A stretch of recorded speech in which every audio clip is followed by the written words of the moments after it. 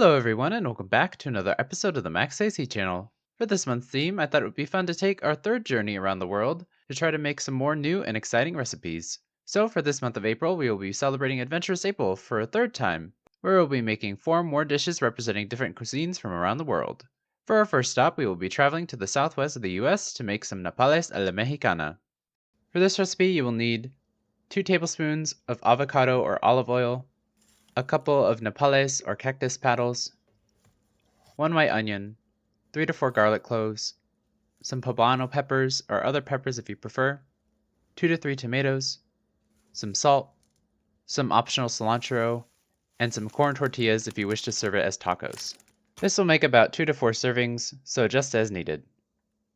First we'll prepare and clean the nopales so we can safely cook them. So with a sharp knife and tongs or glove to keep your hands protected, first cut around the edge about 1/4 of an inch or so to remove the needles on the side of the paddle.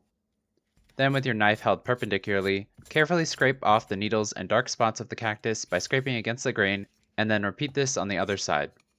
Then, once your nopales are free of needles, give it a rinse to remove any stragglers, and then chop this up into pieces and set this aside while we prepare the rest of the ingredients. For the onion, set 1/4 of it aside and then dice the rest of it up into similar sized pieces as the nopales.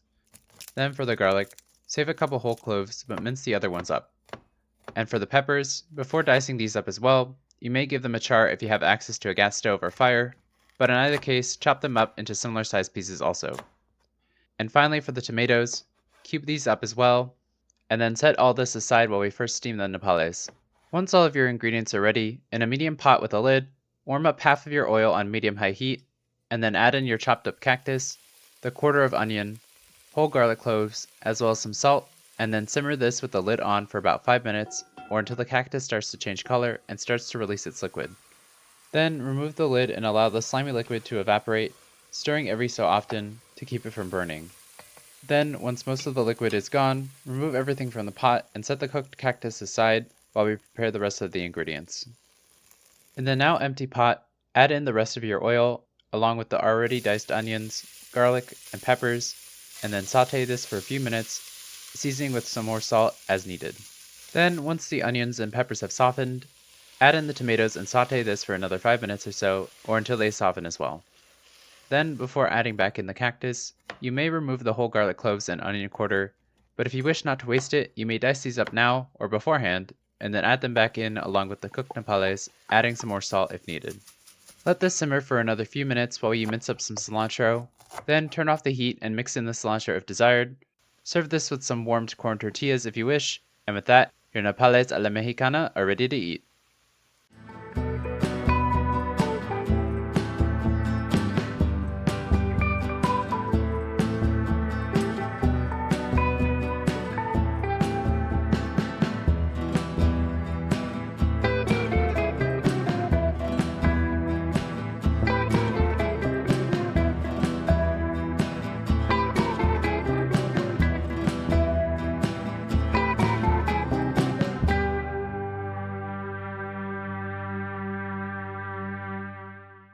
Originating from the Americas, like almost all cacti, nopales, or the pads of the prickly pear cactus, have been a great and important source of nutrition and have been a culinary staple from the time of the Aztecs to even now.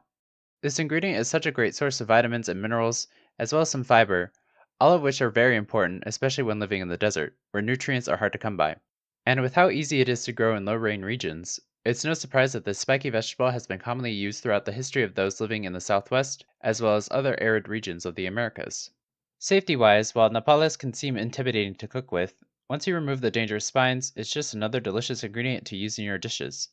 Also, at many grocery stores, pre-cleaned options are typically available, so if you're still worried about getting splinters, you can use these instead.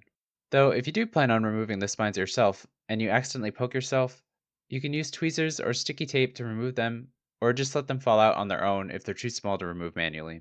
Nopales in cooking have a unique texture and a mild, slightly tangy flavor, making them such a versatile ingredient, able to be used in a variety of dishes.